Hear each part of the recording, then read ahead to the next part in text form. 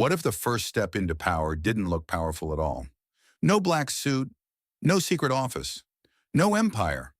Just you, 15 years old, standing outside a corner store that closed years ago with a backpack in your hands and $200 waiting on the other side of town. You tell yourself it is not a life choice. It is just one delivery, one quick walk, one way to help your mother keep the lights on for another week. But that is how the shadow economy gets you. It never introduces itself as a monster. It shows up as rent money, grocery money, a phone bill paid on time. At first you are nobody, then you become useful, then trusted, then feared. Every rank gives you more cash, more control, and more distance from the hungry kid you used to be. But every promotion also takes something from you: your sleep, your name, your family's trust, your ability to feel normal in a room with honest people. By the time you reach the top, you may own businesses, houses, and accounts in places you have never visited. You may sit beside politicians at dinner and smile like a respectable man.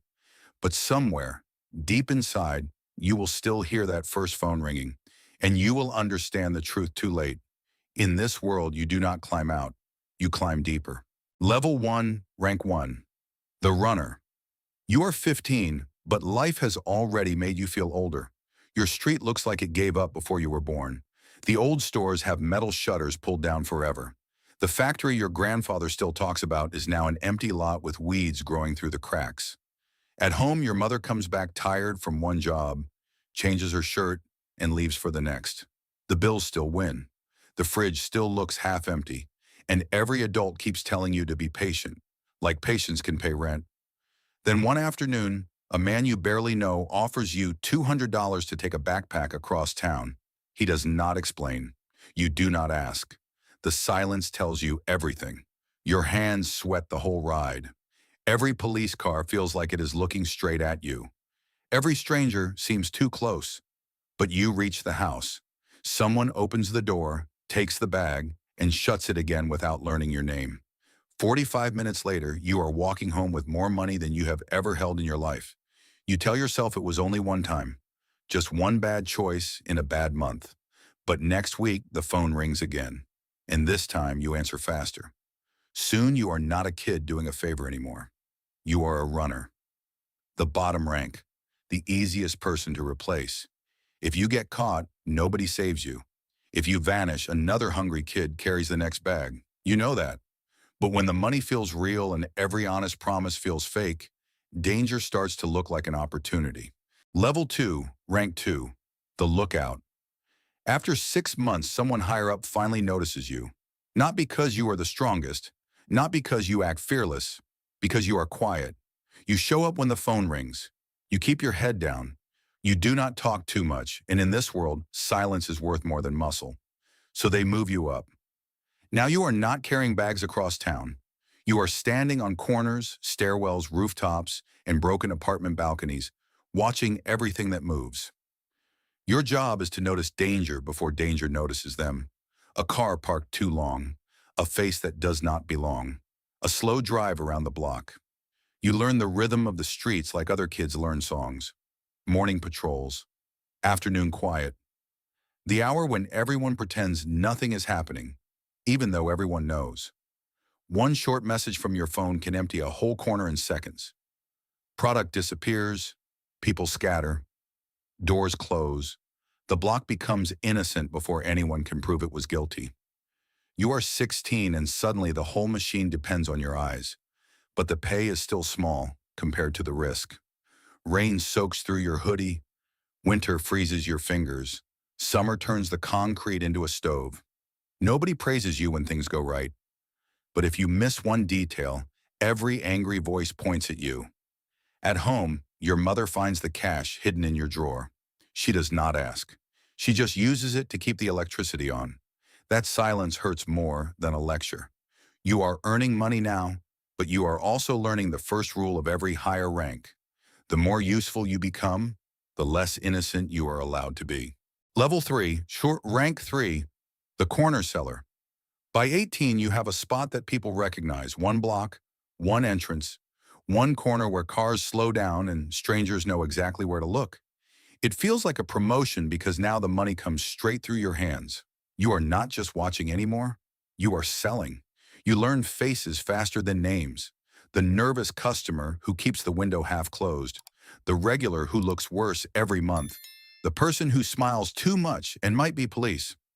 Every conversation is short, every movement practiced, every second exposed. Some days you feel powerful standing there, like the whole block bends around you. Other days you see what your product does to people, and the power tastes rotten. You watch bodies shrink, eyes fade, voices beg. At first it bothers you, then you teach yourself not to look too closely. Looking closely makes the job harder, and the job is how you survive. The money is better now, enough to buy your little brother's shoes, games, things you never had. He looks at you like you are winning. That scares you more than any patrol car, because he does not see the record building behind your name. He does not see the 30 days you spent locked up after your second arrest. He does not understand that every background check from now on will start with your mistake before it sees anything else. The legal world is closing its doors on you, one file at a time, but the corner is still open. The corner still pays. And when the straight path rejects you, even a dangerous path starts to feel like home. Level 4, Rank 4, the stash house manager. At 20, they finally pull you off the corner. No more standing in the rain. No more pretending not to notice every police car that rolls past. For 1 second, it feels like you have escaped the most dangerous part. Then they hand you the keys to an apartment nobody visits for normal reasons. And you realize you have not escaped anything. You have just been moved deeper inside. The place looks ordinary from the hallway. Peeling paint, a weak light above the door, neighbors who keep their eyes down because asking questions can become expensive. But inside, everything has weight. Cash, packages, counting, waiting, trust measured in numbers. Your job is to make sure what comes in matches what goes out. And when it does not, your voice decides who gets blamed. That power feels good for about a week. Then it starts to rot in your stomach. Because every knock at the door might be a worker, a thief, a rival, or the beginning of the end. You sleep there some nights with one eye open, listening to pipes creak in the walls and footsteps pass outside. The street was loud, but at least it felt alive. This apartment is quiet in a way that crawls under your skin. You eat alone beside more money than your family has ever seen, but none of it feels yours. You send some home through someone else, and your mother stops asking questions because the bills are finally getting paid. That silence follows you everywhere. You are making more than ever now, but you are also responsible for more than money. If something disappears, if someone talks, if one door opens at the wrong time, the cost will not be counted in dollars. Level 5, Donrahidi, Rank 5, the supplier. By 24, you no longer wait in apartments for people to knock. Now people wait for you. You are the bridge between the bigger source and the smaller hands that feed the street. You do not stand under streetlights anymore. You meet in parking lots, back rooms, storage spaces, places that look boring on purpose. Everything feels cleaner now, but only from far away. Up close, the numbers are heavier, the mistakes more expensive, and the faces around you less forgiving. You decide who gets supplied, who gets trusted, and who has to pay before they touch anything again. That kind of control changes the way people look at you. Some lower their voices, some smile too hard, some pretend they are loyal because they are afraid to be honest. The money moves faster than ever, but it also becomes harder to live with. You cannot spend it like a normal person. You cannot show it off. You learn that the loudest rich guys are usually the easiest to catch. So you dress plain, drive simple, keep your name off anything that shines. You hire a lawyer who never says what you really do, only what you pretend to do. People start calling you a businessman, and part of you almost believes it. But every quiet dinner, every clean shirt, every careful handshake is built on something you can never explain. You thought rising higher would make you feel free. Instead, it teaches you a colder truth. The more money you touch, the more invisible you have to become. Level 6, Rank 6, the lieutenant. By 28, you are no longer just part of the operation. You are one of the hands steering it. Several blocks move because you say they move. Several stash houses stay quiet because you keep them balanced. Dozens of people answer your calls, wait for your approval, fear your disappointment. From the outside, it sounds like power. From the inside, it feels like carrying a building on your back and hearing every wall crack. You are responsible for supply, money, discipline, arguments, mistakes, and the dangerous emotions of people who think fear is the same thing as loyalty. Every day brings a new problem. Someone is late. Someone is lying. Someone is using what they should be selling. Someone got arrested and now everyone is wondering how long silence can survive inside a room with detectives. You start studying people more than numbers. Who talks too much? Who looks nervous? Who has a family to protect? Who has nothing left to lose? Product is simple. Cash is simple. People are the part that can explode without warning. The money is bigger now, more than your old life could have imagined, and some of it has been pushed into clean-looking businesses through names that are not yours. On paper, you look like you are building a future. In reality, you are building a shield. At night, you sit in a normal apartment with dishes in the sink and a television glowing in the corner, but your mind never comes home. It keeps counting. It keeps replaying faces. It keeps asking which small mistake will become the one that brings everything down. This rank gives you authority, but it takes away peace. You do not relax anymore. You inspect. Level 7. Rank 7. The wholesaler. By 34, you have not touched the product in years. That is what makes you feel safe. Between you and the corner, there are layers of people, layers of names, layers of silence. The kid standing outside in the cold does not know you exist. The stash house manager only knows who brings the next package. The lieutenant only knows who to call when the numbers change. Everyone sees one step above them, one step below them, and nothing more. That is not luck. That is the system you helped build. Now your world looks almost respectable. You own pieces of construction jobs, restaurants, property deals, businesses that open every morning and pay real employees with real paychecks. People in the neighborhood call you a success story. They see the clean shirt, the calm voice, the donations, the Little League sponsor banner with your company name on it. They do not see the path underneath it, and most of them do not want to. You have accountants now, lawyers, meetings that sound normal if someone overhears them. You have a wife who believes you made your money in business, and technically that is true, just not the kind of business she imagines. Then your daughter hugs you after school, and something inside you almost breaks, because to her, you are just dad, not a name whispered in back rooms, not a man hidden behind other men, just dad. You wanted money so your family would never feel powerless, but now the money has built a wall around the truth, and every person you love is living on the safer side of a lie. Level 8, Rank 8, the money architect. At this level, you do not look like someone from the shadow economy. You look educated, calm, polished. You have never stood on a corner. You have never carried a backpack through a neighborhood with your heart punching your ribs. Your weapon is not fear, it is knowledge.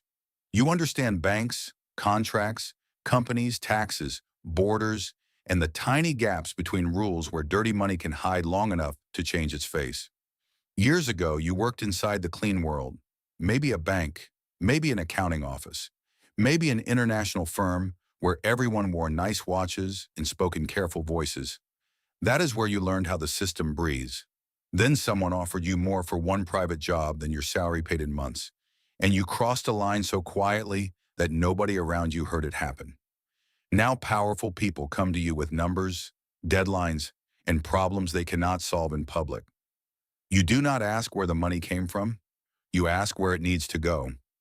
You build layers so thick that truth gets lost between paperwork, property, invoices, and companies owned by companies that own nothing real. You live well, but not loudly. A nice house, good schools for your children, a life that looks successful without looking suspicious. Your family thinks you work in international finance, and in a twisted way, they are right. But your nightmares are not about blood or gunshots. They are about one flag transfer, one account frozen, one missing decimal, one knock at dawn from people in suits who already know more than they should. You are rich now, but every spreadsheet feels like a loaded weapon, And every perfect number is only perfect until someone decides to look closer. Level 9, rank 9, the Kingpin. By now, your name does not travel with your power. That is the point. The streets move because of decisions you made, but the people standing on those streets could pass you in a grocery store and never know. Your network stretches across cities, maybe across a whole region, and somewhere in a federal office. People have spent years trying to draw a line that leads back to you. They have photos, reports, rumors, names on boards, and circles connected by arrows. But the closer they get to the bottom, the farther you feel from their reach. You do not give orders directly anymore. You do not touch money in a way that looks like money. You do not own the things people think you own. Everything passes through distance, through trusted mouths, through people who only understand their small piece of the machine. To the outside world, you are calm, a business owner, a father, a man who wakes early, exercises, signs papers, attends family events, and smiles beside other parents like your life is ordinary. That is your greatest achievement, not fear, not wealth, not reputation, but blending in so well that suspicion walks past you without stopping. Your net worth is huge, but scattered and hidden behind so many walls that even you sometimes need help understanding the full shape of it. Most nights you sleep. Some nights you stare at the ceiling and remember the rule everyone at this level pretends not to believe. There are only two real endings, a cell or a grave. You tell yourself you will be the exception, but deep down you know every man before you said the same thing.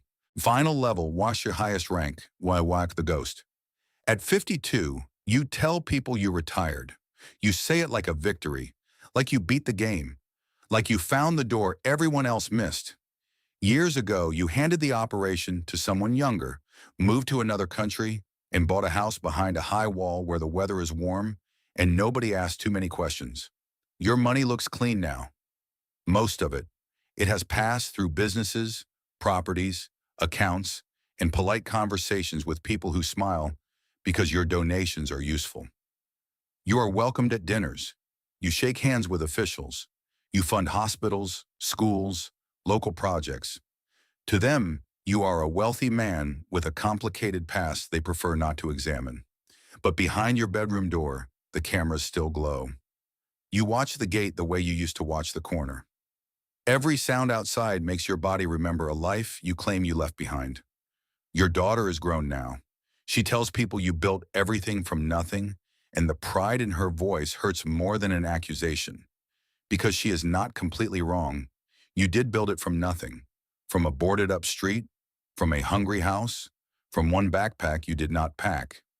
But you also built it from other people's weakness, other people's pain, other people's sons standing where you once stood. News alerts from your old city still make your chest tighten. An arrest, an indictment, a name you almost forgot. You start calculating again. Who knew who? Who talked to whom? How many steps until a memory reaches you? You have houses, land, accounts, and distance. But you do not have peace. The ghost rank gives you the one thing everyone below you dreams of. Escape. Then it teaches you the final joke. You can leave the street. You can change countries. You can bury your name under layers of money, but you cannot outrun the person you became to survive. Somewhere far from your guarded house in a city you stopped calling home, another kid is standing on a corner with a backpack in his hands. He is 15. His mother is tired. The rent is late. Someone offered him fast money, and for the first time in his life, a bad choice feels more realistic than a good dream. He does not know your name. He does not know the ranks above him, the hidden accounts, the clean businesses, the men behind walls pretending they escaped. He only knows the money is real, and that is how the cycle survives. Every level promises more. More cash, more respect, more control, more distance from the fear you started with. But every level also takes more. Your innocence, your sleep, your family's truth, your ability to look back without shame. At the top, you finally understand what no one told you at the bottom. The shadow economy does not give people freedom. It rents them power, then collects the payment for the rest of their lives.